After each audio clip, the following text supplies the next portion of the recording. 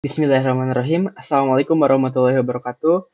Halo semuanya, perkenalkan nama aku Alfat Muhammad Syafril Haj dengan NIM 27022851126. Di sini aku akan melakukan storytelling terkait dengan bisnis plan proposal aku, yaitu bisnis plan cost akuisisi premium. Bisnis plan cost akuisisi premium ini disusun untuk memenuhi cost activity periode semester 3 tahun ajaran 2024 dan 2025 pada mata kuliah bisnis plan yang dibimbing oleh Pak Agung Purnomo, SPMBA. Dan bisnis plan proposal ini disusun oleh kelompok 4. Ada aku sendiri, Afat Muhammad Syafril Haj, ada temanku yang lain, anggota kelompok kami, ada Muhammad Jidan Andrio Paresi, dan anggota kelompok yang lain juga ada Piko Pioteus Oko. Nah, yang pertama-tama dari proposal bisnis ini kita akan membahas tentang deskripsi perusahaan dulu.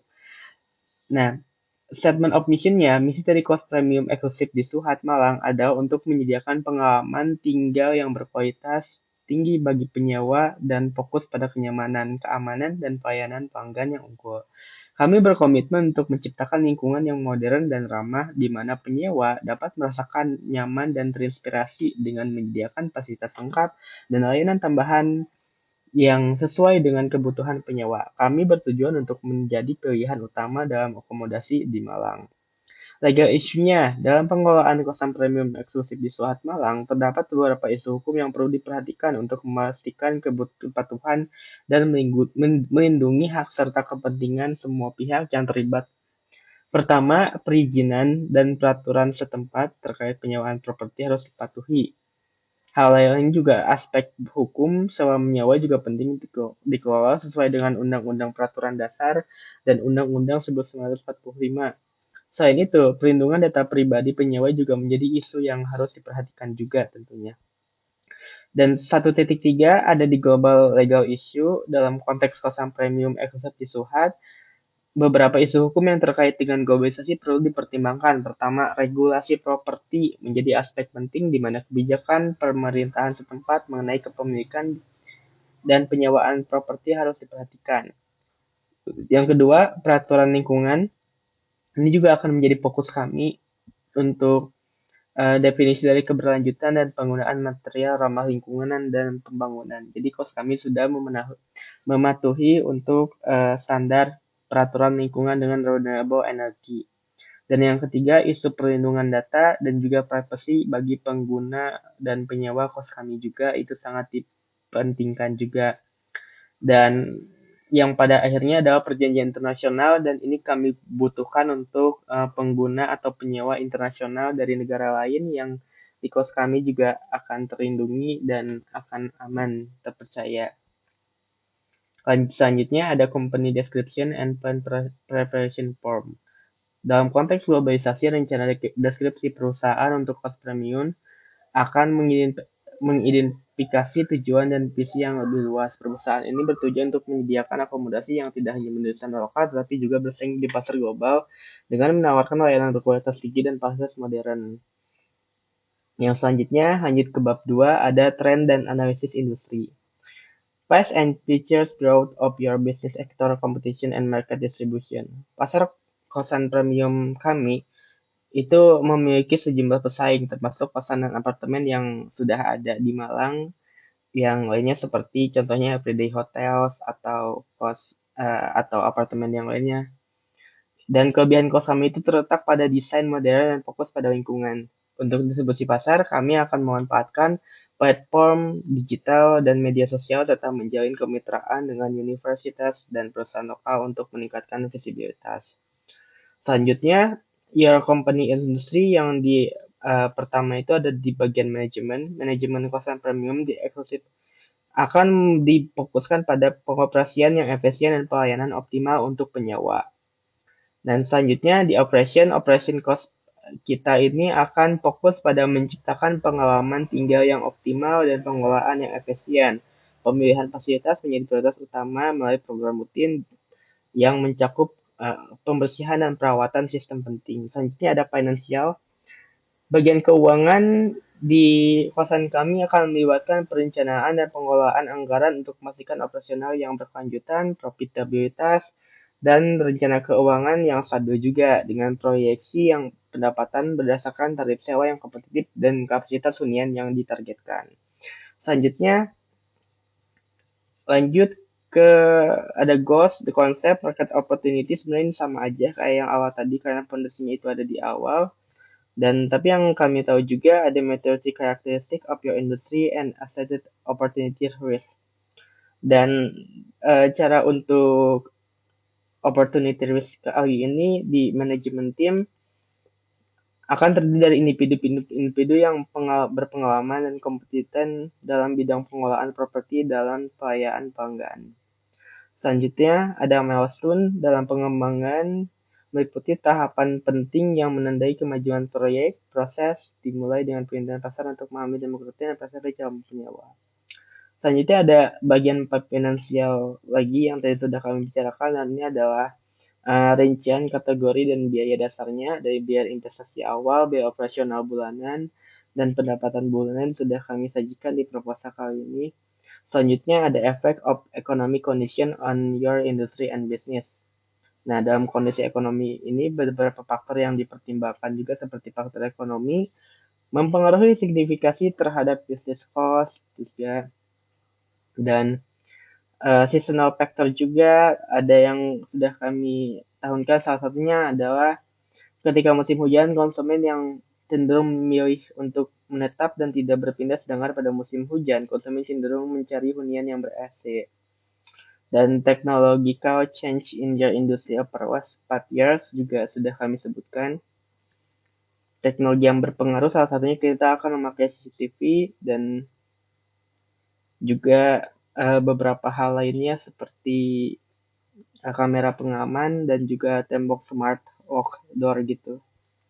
Selanjutnya ada bab 3 di target pasar.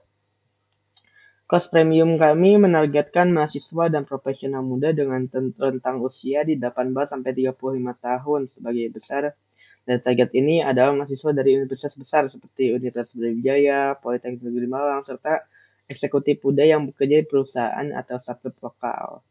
Selanjutnya ada globalization international target market. Selain itu juga cost kami mempunyai pasar internasional untuk menjadi target potensial, terutama mahasiswa asing yang punya atau pengen belajar pendidikan lanjutan di daerah Malang. Selanjutnya ada website business style, description, dan juga target cost kami juga dengan gaya hidup yang modern dan juga estetik misalnya, dan mencari hunian yang berfungsi sebagai tempat tinggal. Graphic description secara psikologis gaya pasar terdapat dari individu yang mengutamakan kenyamanan dan efisiensi. Purchasing pattern description pola pembelian target pasar akan ada kebutuhan akomodasi, jumlah pembelian, dan juga motivasi untuk terus menggunakan. Selanjutnya ada buying sensitivity description. Sensitivitas pembelian mengacu pada faktor yang mempengaruhi keputusan pembelian. Dan untuk perumahan premium, aspek-aspek berikut sangat penting. Dan 3.8 domestic market size and trends, besar kecil pasar perumahan premium di Malang khususnya di kawasan Suhat dipengaruhi oleh beberapa faktor. Salah satunya meningkatkan populasi profesional, ekspatriat, dan pelajar yang membutuhkan akomodasi kelas atas. Globalization market size and trend saat menilai dampak globalisasi penting untuk mempertimbangkan tentang globalisasi juga. Dan selanjutnya bab 4 ada kompetisi risk evaluation. Yang pertama ada pemilihan lokasi yang strategis, yang kedua ada analisis pasar dan kompetitor, yang ketiga ada fasilitas yang memadai, yang keempat ada desain kamar yang fungsional dan menarik, yang kelima ada sistem pengelolaan yang profesional, yang keenam strategik promosi yang efektif, yang ketujuh ada pengelolaan keuangan yang bijak, yang kedelapan perjanjian kontrak yang jelas, dan bab kelima ada industri trend. Industri trend kami meliputi pertumbuhan pasar akomodasi premium, tren keberlanjutan dalam properti, digitalisasi dalam pengelolaan akomodasi, peluang di kota pendidikan. Selanjutnya ada target market. Target market pertama kali itu mahasiswa, karena mahasiswa ini adalah jangkauan yang sangat penting bagi kelas kami. Yang kedua ada pekerja, dan pekerja ini juga salah satu jangkauan pekerja eksekutif di kos kami. Yang ketiga ada pekerja migran. Pekerja migran juga sangat kami prioritaskan menjadi target-target juga. Dan yang keempat ini ada keluarga muda, karena keluarga muda yang membutuhkan kos atau tempat tinggal hunian yang nyaman bersama istri dan juga anak dan keluarganya. Yang kelima, ada pelancong. Pelancong baik domestik maupun internasional memerlukan akomodasi yang nyaman, strategis dari dan faktanya bahwa pelancong ini lebih suka untuk menemukan kos yang dekat dengan objek wisata, transportasi, dan restoran. Yang keenam ada pensiunan, karena pensiunan menjadi tempat tinggal yang nyaman setelah pensiun menjadi segmen pasar yang berkembang. Bab 6 ada teknologi and concern, globalization technology concern yang sudah tadi dibahas di bab 4, dan ada banyak juga. Dan yang keenam ini ada software use juga, ada year 1, year 2, dan investasi tentang finansial juga, description komputer, portable computers juga. Ini adalah biaya sewa atau biaya finansial yang harus dikeluarkan dengan per year price. Nah, selanjutnya ada teknologi preparation form. Dan yang pertama ada software need. Software need kita ada property management system atau PMS untuk manajemen pemesanan, pembayaran, dan pelaporan fasilitas penghunian secara digital. Yang kedua ada hardware readiness, itu server atau cloud hosting untuk mendukung operasional PMS dan CRM berbasis cloud. Jadi cost kita udah berbasis cloud, jadi nggak ada database atau database offline yang cuman sentralisasi, tapi kita juga udah full cloud system management decentralization. Dan selanjutnya ada telecommunication needs, itu koneksi internet kecepatan tinggi dan ini harus banget.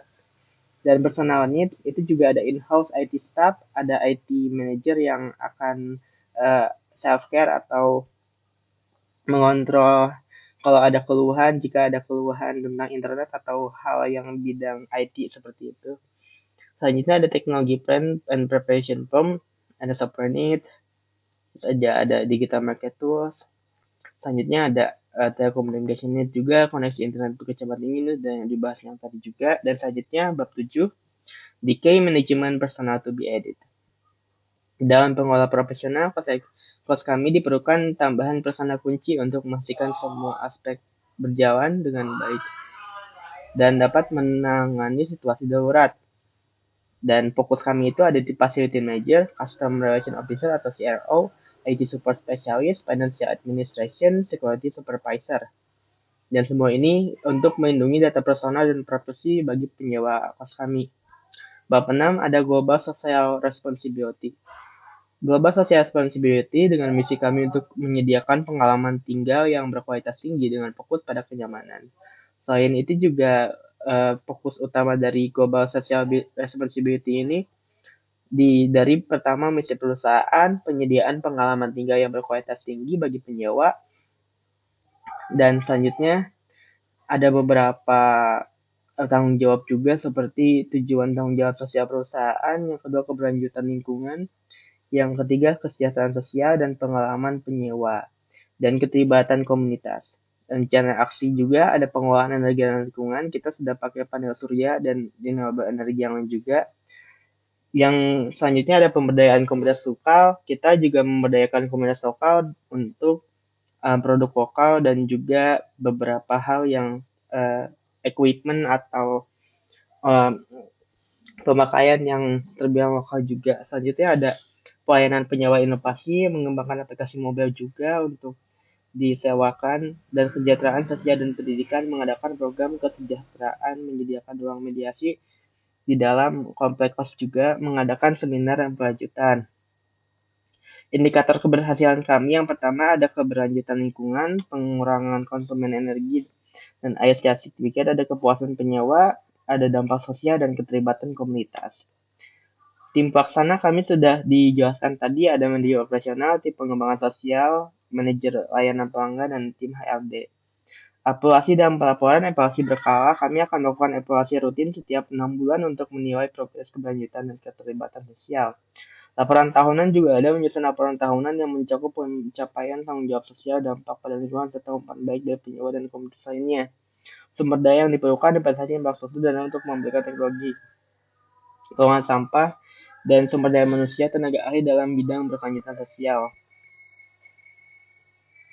Dan komitmen jangka panjang kami berkomitmen untuk terus meningkatkan kualitas layanan yang dalam proses kami menciptakan dampak positif bagi komunitas lokal serta menjalankan operasi yang ramah lingkungan. Selanjutnya, bab 9, Management and Organization.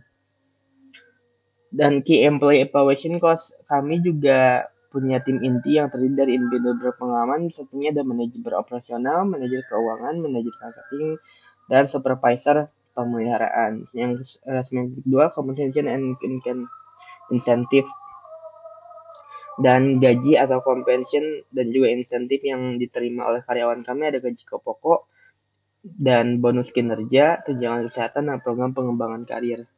Ke-9.3, Board of Direction and Advisory Committee. Kami membentuk dewan penasihat yang terdiri dari profesional berpengalaman di bidang properti, manajemen bisnis, dan keuangan. Serta profesional service kami juga ada konsultan keuangan, konsultan hukum, dan penyedia teknologi. Yang ke-9.5, Key Management Personnel to be added, yang tadi di bab yang sudah diuraikan, manajer pengalaman pelanggan dan spesialis teknologi. Yang ke-9,6, Manajemen Style, kami mengadopsi gaya manajemen prestisipatif di mana setiap karyawan memiliki kesempatan untuk memberikan masukan dan kontribusi dalam pengambilan keputusan. 9.7, Globalization Management. Dalam konteks globalisasi, kami memastikan bahwa tim manajemen memiliki pemahaman mendalam tentang praktik kebaikan internasional. Selanjutnya ada Management Plan Preparation Form, menjadi penyedia konsekuensi premium terkemuka dengan layanan kelas dunia. Selanjutnya ada bab 10, Finansial. Di bab globalisasi finansial cost leader di kota besar seperti Jakarta, Jogja, Bali, tingkat cost ini sesuai data ya, tinggal sewanya, mapping budget, dan monthly cash income projection ini kita ngambil sekitar 5 juta hingga 10 juta per bulan, tapi kita bakal pakai 5 juta per bulan juga, dan income statement annual per month-nya itu kisaran 80 juta untuk profit yang kami dapatkan ketika sudah full house. Dan selanjutnya ada cash flow projection annual by month juga. Ini ada Januari pendapatan 110 by operasional dan arus bersih ada 70 juta. Ini bisa dilihat sama-sama. Cash flow projection annual by quarter juga sama. Kuartal pertama di 360, 150, dan 210 untuk arus kas bersihnya. Nah, dan untuk beberapa balance sheet-nya seperti aset, liabilitas, dan equity-nya sudah kami hitung proyeksinya dan sudah sesuai dengan rumus akuntansi yang sesuai untuk kos kami. Juga source and use fund-nya juga sudah kami catat juga di sini untuk renovation, marketing, dan reserve juga. Dan break even analysis-nya fixed cost 500 juta per tahun, terus variable cost per unitnya 2,500 juta per kamar per bulan, revenue per unitnya 5 juta per kamar per bulan, dan break even occupancy rate-nya di 50%. Nah, dan terima kasih banyak sudah menyaksikan dan juga menonton storytelling dari Cost Equity Premium proposal bisnis plan kami. Semoga semuanya senang untuk menonton ini, dan terima kasih banyak. Kita bertemu di lain video. Terima kasih semuanya. Assalamualaikum warahmatullahi wabarakatuh. Sudah.